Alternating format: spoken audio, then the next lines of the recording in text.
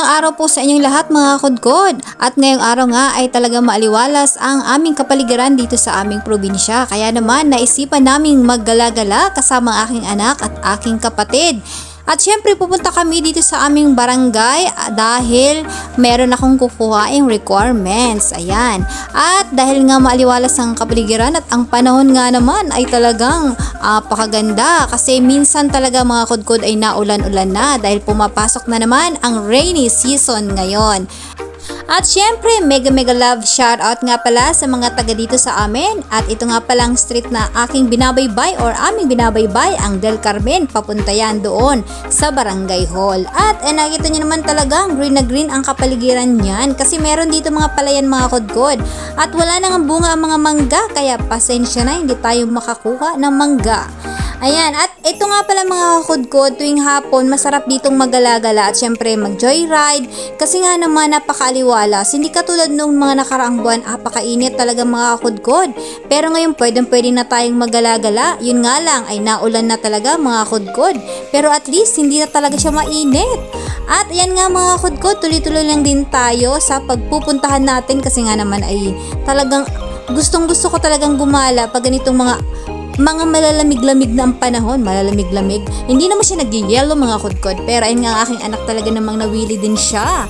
At syempre, punta na tayo dito sa aming munisipyo. Ayan nga pala, dito nga pala yung sa tapat ng munisipyo mga kudkod dahil nga naman, andito rin ang aking hipag. Kaya pupuntahan din tayo sa kanya bibisita. At syempre, meron ditong mga tusok-tusok na fishball. Kaya naman, nawili ang aking anak. Aba, naubos ang laman ng aking wallet mga kudkod. Dahil hindi talaga siya makatingin. At ayan na nga mga kudkod, pumili na kami dyan ng aking anak dahil nga naman sa dami, abay nalito na ako. Ito nga pala ang una kong tinikman, ang fishball. At syempre, hindi pala fishball yun. Parang anong tawag dito? Fishball nga pala mga kudkod at syempre yung kikiam. Masarap kasi yan mga kudkod pag mainit-init pa. May bagong luto, medyo malutong. Kaya naman hindi na pinalagbas ng aking anak pati ang hotdog or corn dog. At syempre, bago ang lahat, gusto niya na namang uminom ng juice kasi kailangan ng panulak.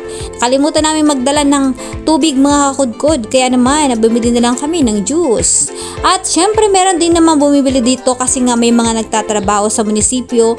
Tuwing break time ay nalabas sila at bumibili ng mga tusok-tusok na fishball. Kasi meron dyan mga kudkod laro ng basketball sa likuran ng office or ng munisipyo. Andun kasi yung covered court. Kaya naman marami talaga dyan ang bumibili ng mga tusok-tusok na fishball. At ayan na nga, umulit na naman ako dyan kasi nasarapan talaga ako mga kudkod.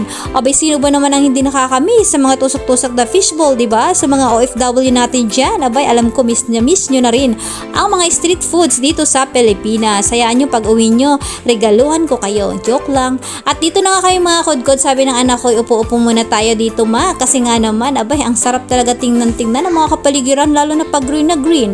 Abay, syempre kailangan yan mga kudkod. Abay, kaya nga mga kudkod, inaya ko yan sa labas. Kasi ang mga kabataan ngayon, dahil walang pasok, ay nawiwili talaga sa mga gadgets at computer. Kaya sabi ko, dito muna tayo sa labas. Abay, pahingayin ang mata at tumingin sa mga green na kapaligiran. At ito na nga mga kudkod, dahil nga tapos na ako dyan sa aking nilakad. Sabi namin mag-ikot-ikot muna tayo saglit bago tayo umuwi. Thank you so much!